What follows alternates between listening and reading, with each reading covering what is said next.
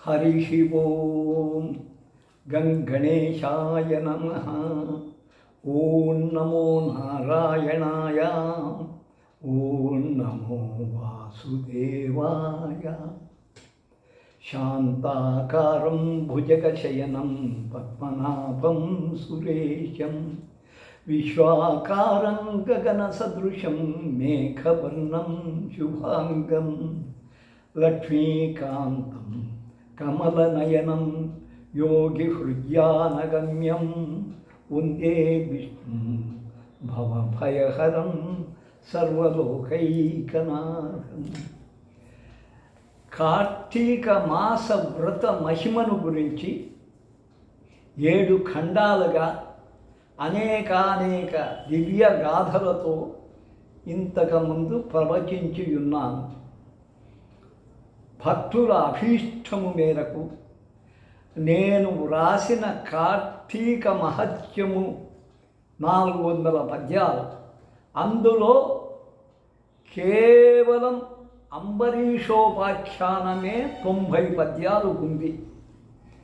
ఇది కార్తీక శుద్ధ ఏకాదశి వ్రత మహిమ. దానినే ఉత్థాన ఏకాదశి అంటారు. చాతుర్మాస్య వ్రతము ముగిసి ఆషాఢంలో ప్రారంభమైన చాతుర్మాస్య వ్రతం కార్తీక శుద్ధ ఏకాదశి ముగుస్తుంది. అప్పుడు విష్ణువు మేల్కొంటాడు. ముక్కోటి దేవతలు ప్రస్తుతిస్తారు. దీన్ని ముక్కోటి ఏకాదశి అంటారు.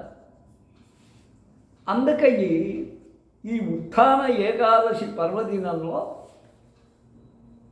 దుర్వాస మహర్షి శివభక్తుడు, అపర రుద్రాంశుడు, ఎన్ని విషయాల్లోనో శివభక్తికి దూరమైపోతున్నటువంటి వారిని మందలించేదాని కొరకు పరీక్షించడం, ఆ పరీక్షలో నెగ్గకుంటే శాపములు పెట్టడం, అవి శుభపరిణామంగా పరిణమించడం, అది శివుని యొక్క ప్రసన్నతాభావం. ఇలా మనకు అంబరీషుడు విషయం తప్ప మరి ఎక్కడ దుర్వాస మహర్షికి అపజయం అనేది లేదు. ఆయన శివ పరీక్షలు చేస్తూ ఉంటాడు. కానీ ఇక్కడ పొరపాటు పడ్డాడు. మహావిష్ణు భక్తుణ్ణి పరీక్షించడం అనేది విష్ణువు భటుల వంతు. ఈయనకు పని లేదు, వారి జోలికి పోకూడదు. పోయాడు కనుకనే శృంగభంగం పొందాడు. ఈ పరాభవము అంతా ఇంత కాదు. దీనిని మీరు చక్కగా విని ఈ ఏకాదశి పర్వాన్ని మరి శుభ పరిణామంగా భావించి అందరూ వ్రతాన్ని చేపట్టి అనుసరించి కృతార్థులై జన్మలు సార్థక్యం చేసుకోగలుగుతారు, మోక్షగతిని పొందగలుగుతారు అని ఆశిస్తూ ఈ ఉపాఖ్యానాన్ని మొదలు పెడుతున్నాను. ఇది కార్తీక పురాణములో ఒక ఉపాఖ్యానం.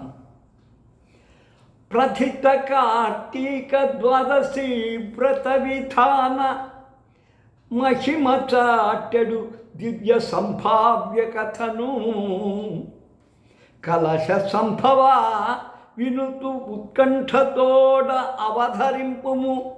వినుతూ ఉత్కంఠతోడ అవధరింపుము మనము ఏకాగ్రపరచి. ఈ అంబరీషోపాఖ్యానమును అగస్త్యుల వారికి అనసూయ భర్త అయినటువంటి అత్రి మహర్షి వినజెప్తూ ఉన్నాడు. వినండి. ఇక్కడ అగస్త్యులు కూడా శివభక్తుడు అనేది మీకు తెలుసు. కాశీలో సేవ చేశాడు. ఆయన గురించి మనం ఎక్కువగా ఆశ్వజ మాసంలో తలంచినాం. లలితోపాఖ్యానానికి మూలకారకుడు ఆయనే. ఆయనకు హయగ్రీవుడు ఉపదేశించాడు. ఇక్కడ అత్రి మహర్షి ఎవరు? సాక్షాత్ త్రిమూర్తుల యొక్క అనుగ్రహంతో 3 అంశాలతో దత్తాత్రేయుణ్ణి కన్నటువంటి పుణ్యపురుషుడు అత్రి మహర్షి. నా అత్రి అంటే దారేషణ పుత్తేషణ ధనేషణలే కాదు, భౌతిక ఆధ్యాత్మికాది తాపత్రయాలను గురించి కూడా ఆయన జయించాడు. ఆయన్ను స్పృశించలేవు ఆ బాధలు. అటువంటి అత్రి మహర్షి చెప్తూ ఉన్నాడు అగస్త్యునికి కథ. అయా, ప్రసిద్ధమైన కార్తీక ద్వాదశి వ్రతం, ఏకాదశి కాదు ద్వాదశి వ్రత విధానం చెప్తూ ఉన్నాను, ఈ కథను విను అని అత్రి మహర్షి కుంభసంభవుడైనటువంటి అగస్త్యుని సంబోధించి, నేనేమో చాలా ఆనందంగా ఆతురతతో ఉత్కంఠతో చెప్తాను, నువ్వు కూడా మనస్సు ఏకాగ్రం చేసుకొని శ్రద్ధగా విను అని చెప్తూ ఉన్నాడు. అంబరీషుని గుణగణాలు ముందు వర్ణింపబడ్డాయి. మునులు యోగులు చనుదేర మోకరిల్లు, అధితులభ్యాగతుల్ చేర ఆదరించు, విశ్రమింపడు వరగృహస్థాశ్రమమున విశ్రమింపడు. అంబరీష నృపాలుడు అవ్యాజ కరుణ. మునీశ్వరుడు యోగీశ్వరుడు ఇంటికి వస్తే సాష్టాంగ నమస్కారం చేస్తాడు. ఇక అతిథులు ఉంటే తిథివార నక్షత్రములు లేక హఠాత్తుగా వచ్చేవారిని, అభ్యాగతులుంటే పిలువగా వచ్చేవారిని, వీరినల్ల కూడా మహారాజు కాబట్టి సంపదకు కొరత లేదు కాబట్టి అతిథి అభ్యాగతుల సేవలో నిమగ్నమై ఉంటాడు, ఆదరిస్తూ ఉంటాడు. గృహస్థాశ్రమమే అది భిక్షువులకు, సాధువులకు, సన్యాసులకు కల్పవృక్షం లాంటి వాడు గృహస్థుడు. ప్రవరాఖ్య ఉపాఖ్యానంలో గృహస్థాశ్రమునకు ఏ ఆశ్రమాలు సాటి రావని చెప్పబడ్డాయి.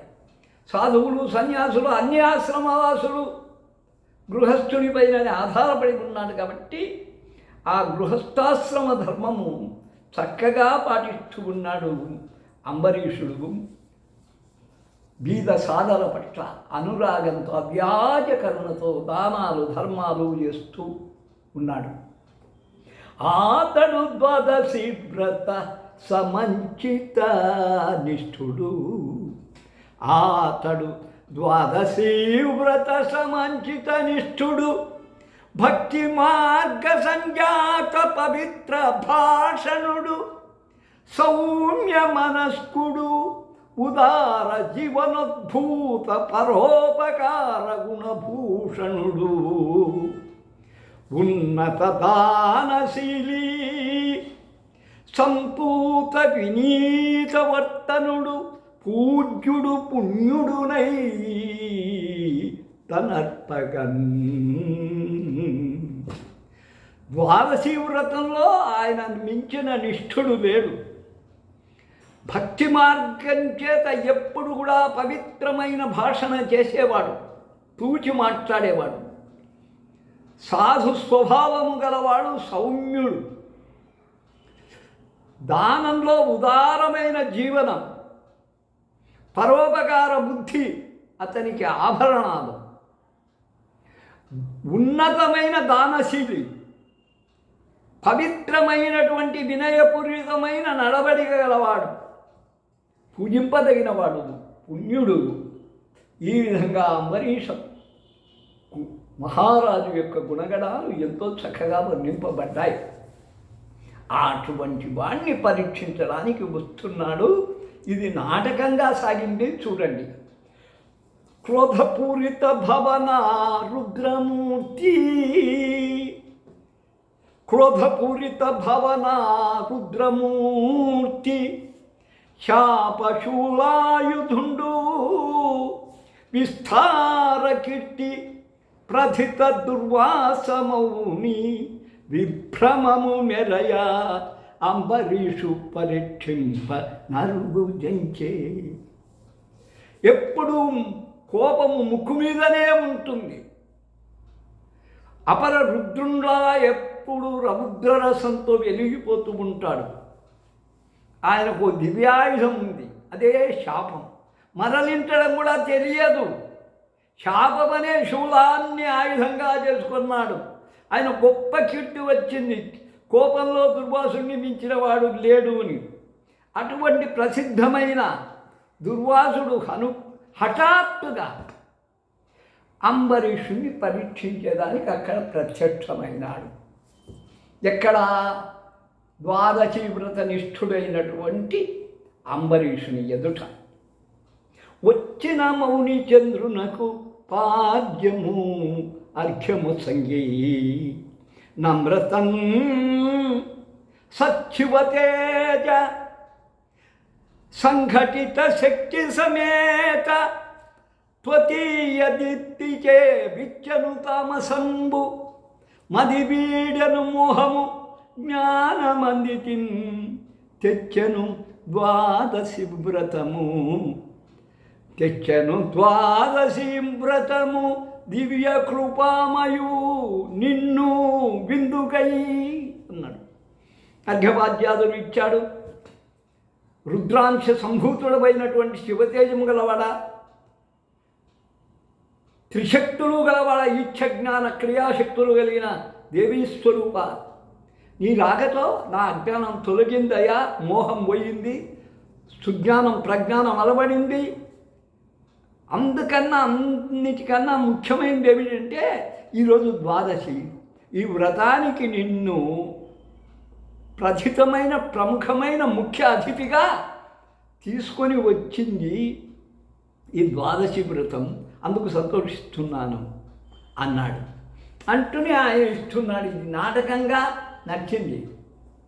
స్నాన సంధ్యాధి విధులను సలిపి నదిని, స్నాన సంధ్యాది విధులను సలిపి నదిని త్వరగా చనుదెంచునంచు దుర్వాసమౌని వెడలి రాడయ్యే ద్వాదశి ఘడియలేమో ఒడిబడిగా సాగి నృపహృదిన్ దడను లేపే. స్నానం సంధ్యా ముగించుకొని పవిత్ర నదిలో త్వరగా వస్తానయ్యా అని చెప్పి దుర్వాసుడు వెళ్ళిపోయాడు. కానీ ద్వాదశి గడియలు పోతూ ఉన్నాయి. కొంచెం ఉన్నాయి ఆ రోజు. అదేమో త్వరగా కాలం ఆగదు కదా, పోతూ ఉంది, ఒడిబడిగా పోతూ ఉంది. ఆయన హృదయంలో కూడా గుండె లొట్ట లొట్ట లొట్ట దడ దడ కొట్టుకుంటూ ఉంది. ఆయన అంటున్నాడు, ఆయన చింతన చూడండి, మనోవేదన చూడండి. భాసిదు ద్వాదశి వ్రతము భంగమునందో ఫలించో నేడు దుర్వాసమునింద్రుడి విధిని రాక విలంబన చేయనేల, రాక విలంబన చేయనేల, సంద్రాసము కూర్చనేల, ఇటు ధర్మ పరీక్షను సల్పనేల, నాధ్యాస మరల్పనేల, విధియాడడి నాటక సూత్రధారికన్. ఇంతకాలము నేను ఆచరిస్తూ వస్తున్న ఈ ద్వాదశి వ్రతము భంగమవుతుందో ఏమో, ఫలించును. ఈ విధంగా దుర్వాసుడు రావడం ఎందుకు, వచ్చి ఆలస్యం చేయడం ఎందుకు, ఇప్పుడు నాకు ఈ సంకట బాధ కలిగించడం ఎందుకు? ఇది ధర్మ పరీక్షయా? నన్ను పరీక్షించడమా? విష్ణుపైన మనస్సు ఏకాగ్రపరచిన నా మనస్సు యొక్క ధ్యాసనే మరలుస్తున్నాడే. ఇది బ్రహ్మ ఆడించే నాటకమా ఏమి? దీనికి సూత్రధారియా ఈ బాధ? డైరెక్టర్ అంటారు తెలుగులో, ఇంగ్లీషులో దర్శకుడు. అతిథి విడిచి తినిన అపరాధమంటదే, అతిథి విడిచి తినిన అపరాధమంటదే, వచ్చినట్టి అతిథి అపరహరుడు వేచియుంటేనేని వేచియుంటినేని వెడలును ద్వాదశి భంగమొదము నాదు వ్రతము నేడు భంగముందు. ఎంత బాధపడుతున్నాడు చూడు. అతిథిని విడిచిపెట్టి తినడం అనేది పెద్ద నేరం. సామాన్యమైన అతిథి కాదు సహించడానికి. ఆయన అపరరుద్రావతారుడు. సరే వేచి ఉందాలే, గొప్పవాడు కదా అతిథి, ఉందామంటే కాలం ఆగుతుందా? ద్వాదశి ఘడియలు వేడివడిగా పోతూ ఉన్నాయి. మరి నేడు ఈ వ్రతం ఏమన్నా భంగము అవుతుందా ఏమిటి?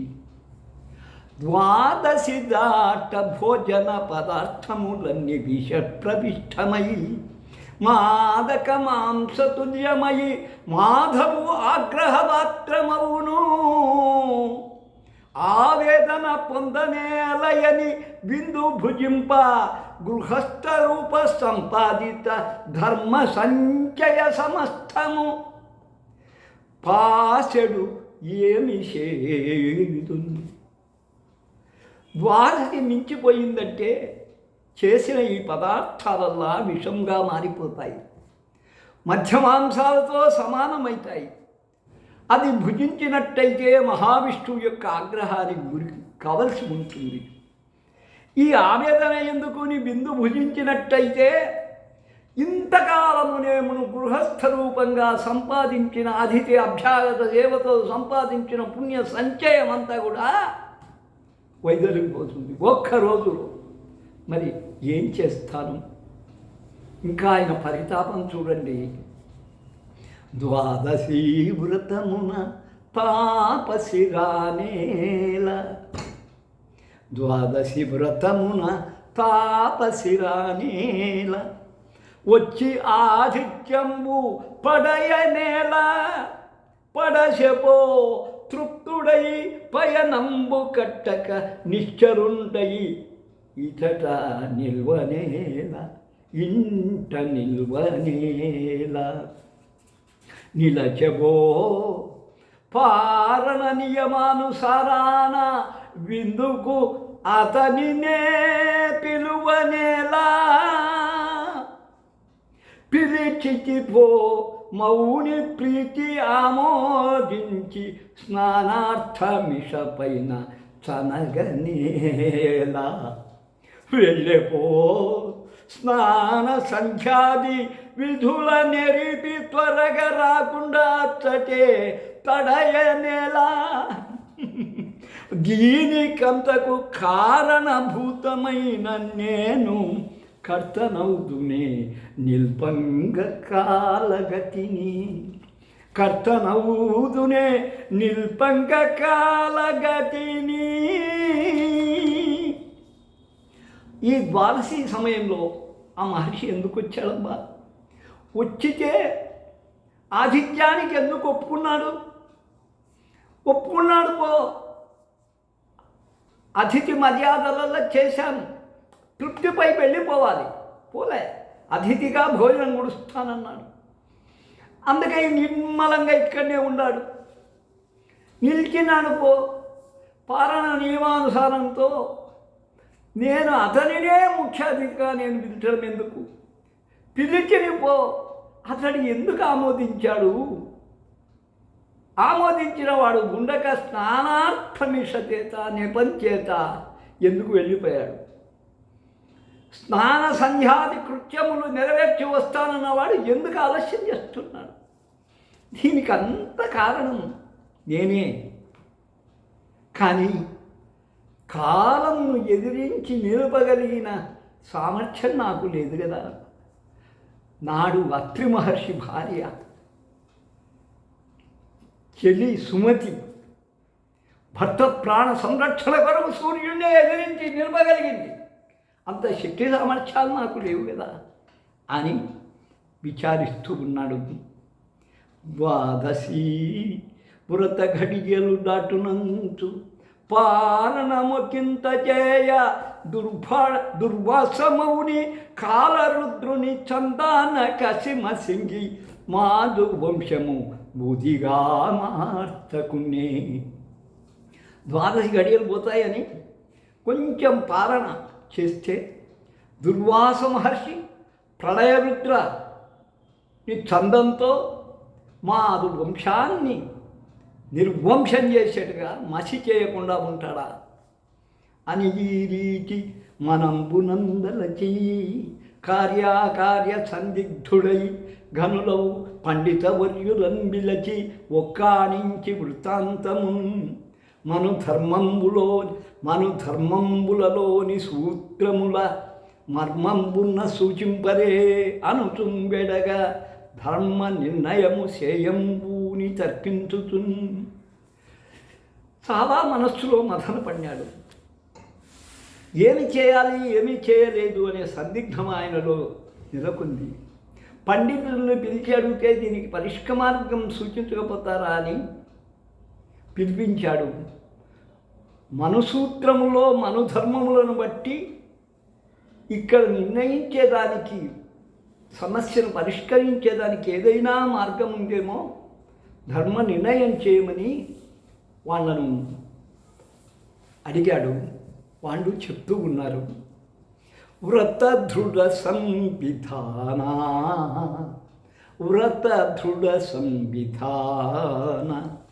వరభక్త శిరోమణి వన్హి కుక్షిలో స్థిత జఠరాగ్నికుండమై జీర్ణము చేసి రసంబు నుంచి సంభృతమగు ప్రాణవాయువుల ప్రేరణ తోడుత దేహయంత్రపుంగతులకు శక్తినిచ్చి చిరకాలం నిల్పును చేతనత్వము. అయ్యా, వ్రతమునందు దృఢమైనటువంటి విధానం కలిగిన వాడా, భక్తులకు శిరోమాణి వంటివాడా, ఆ అగ్నిదేవుడు మన పుట్టలో ఉండి మనం వేసే ఆహార పదార్థాలల్లా జీర్ణం చేసి రసంగా తయారు చేసి ప్రాణవాయు ద్వారా ఆ రసాన్ని రక్తంగా మార్చి హృదయం నుండి పరిశుద్ధం చేసి ఆయా అవయవాలకు, పుణ్యం మాట్లాడుతున్న నోటికి ఎక్కువ రక్త ప్రసరణ కావాలి, అవయవాల అవసరాలను బట్టి అవయవాలకు పంపుతూ చైతన్యము కలిగిస్తూ శక్తినిస్తూ ఈ దేహ యంత్రాన్ని నడిపిస్తూ ఉన్నాడయ్యా మనలోని జఠరాగ్ని స్వరూపుడు. అట్టి తేజస్వరూపుని అహరహంబు మనం ఏం చేయాలి? ఆ అగ్నిస్వరూపుణ్ణి ప్రతిదినం మనం శాఖ ఫలపూర్ణ భోజన సంచయముల ప్రీతి గుర్తుచూ జీవి సేవింపవలయు. నియతి తప్పిన ప్రాణాలు నిలుచునయ్యా.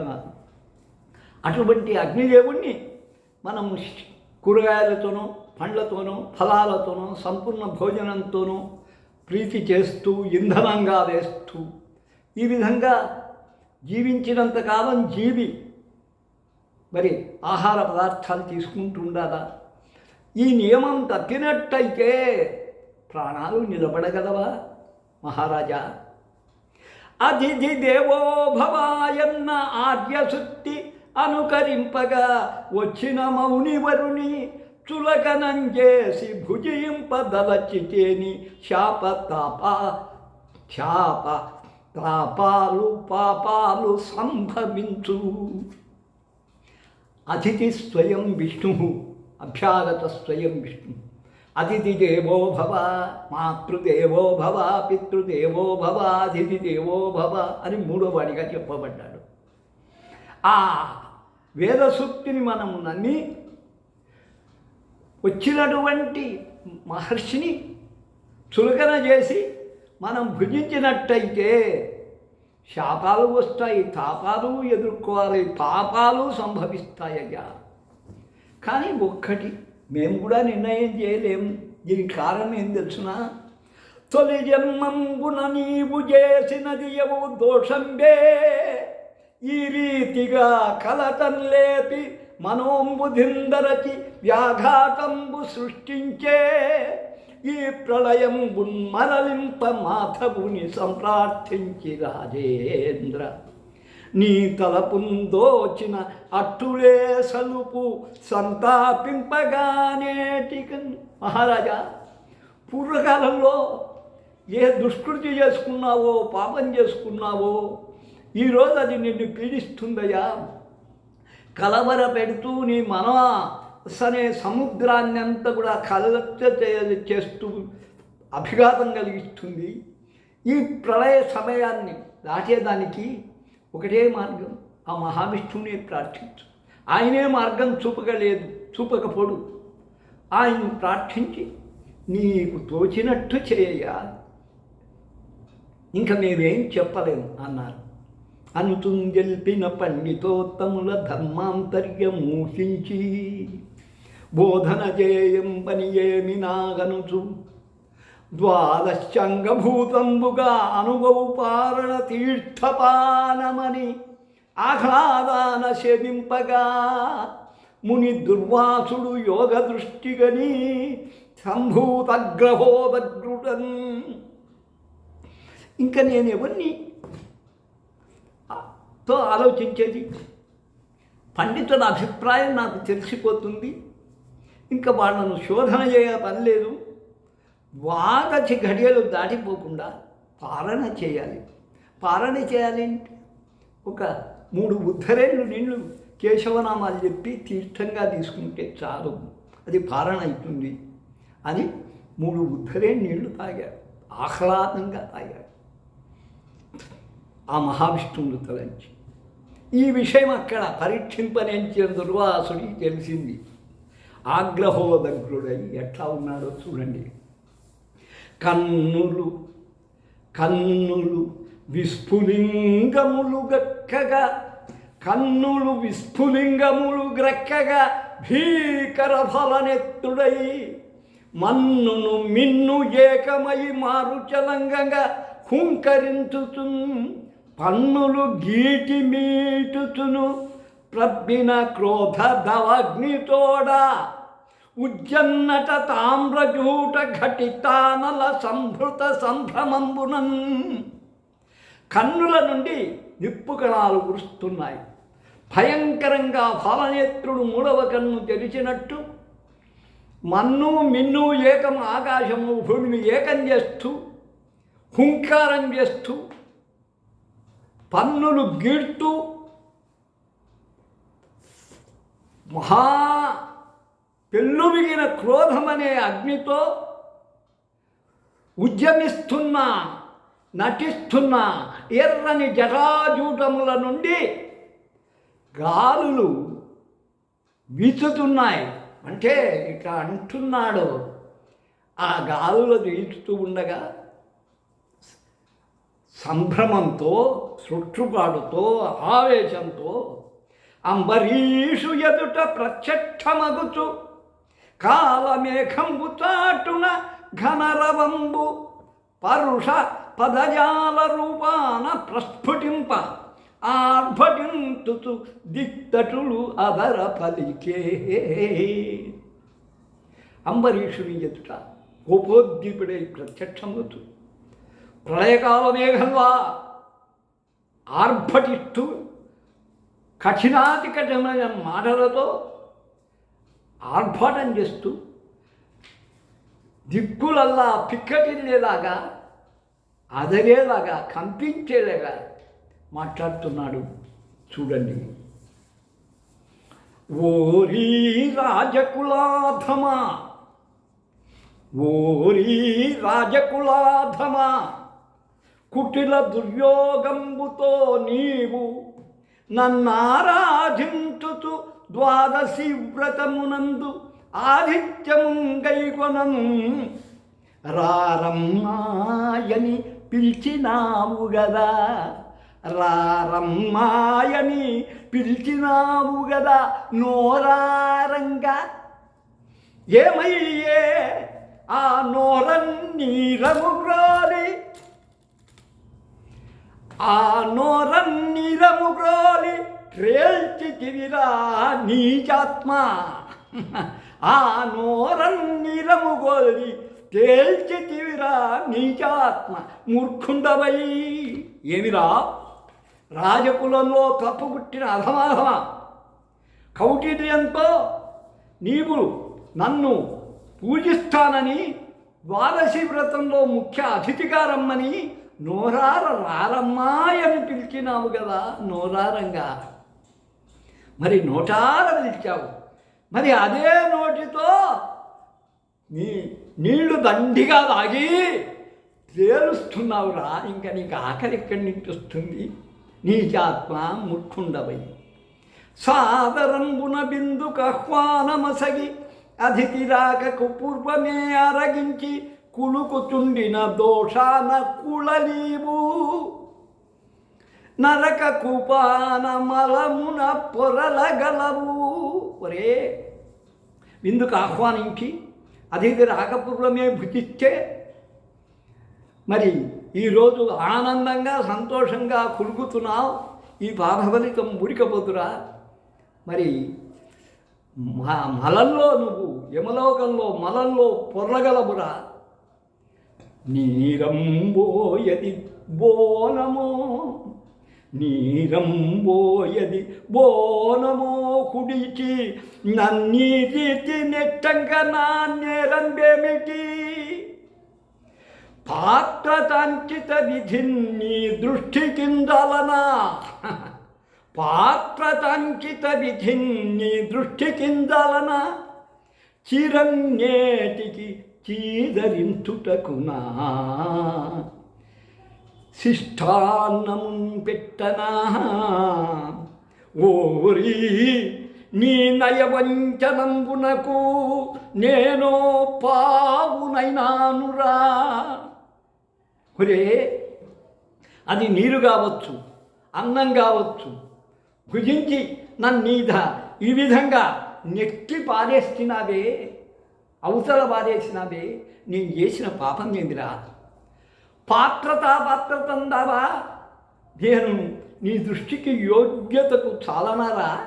యోగ్యుణ్ణి కాదేరా? నన్ను గౌరవంగా పిలిచడం ఎందుకు? చీదరించుకునేదానికా, లేక శిష్టాన్నము పవిత్రాన్నం పెట్టడానికా? ఒరే, నాకు తెలియకపోయింది. నీ నయవంచన, మెల్లగా తియ్యని మాటలు చెప్పి భక్తిని ప్రకటిస్తూ మోసం చేసినావు చూట్రా. దానికి నేను ఒక పావునైనరా? నేనే దొరికినానరా నీకు? నీ నయవంచనకు అతిథి పిలిచి ఇంట అవమానమరరించి విష్ణు భక్తుడనుట వెర్రిగాదే. ద్విజపరాభవంబు విష్ణువు సైతునే నిగ్రహింపకునే నీచ నిన్ను.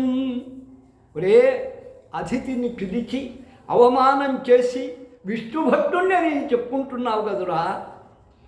మరి బ్రాహ్మణ్ణి పరాభవించడం విష్ణువు సహిస్తాడేంద్రా? గోబ్రాహ్మణేభ్య శుభమస్తు నిత్యం లోకా సమస్తా సుఖినో భవంతు. అది విష్ణువు సూక్తి. అటువంటి విష్ణువు బ్రాహ్మణ పరాభవం సహిస్తారా? నిన్ను నిగ్రహించకుండా ఉంటాడా రా అని దుర్వాసుడు క్రోధపూరిత కఠోరాలోపనోద్భాసి అయి తను నిందించిన అంబరీషపతి చింతాకంత చింతింపకన్ వినయంబున్ ప్రకటించి అమ్మునివరున్ పేనోళ్ళ శ్లాఘించి ఓ అనుకంపామతి ఆశ్రిసావనపతి ఆలింపు మామత్తు దుర్వాసుని కఠోరమైన వాక్కులు విని కూడా చింతాకంత కూడా చింత చేయక వినయాన్నే ప్రకటిస్తూ ఆ మహర్షిని అనేక విధాలుగా ప్రస్తుతించు. ఓ దయామతి, ఆశ్రితులయందు దీనులయందు రక్షాశీలువైనటువంటి ఓ స్వామి సంయమీంద్ర, నా పని వినయ్యా, నా మాటలు రెండు విను.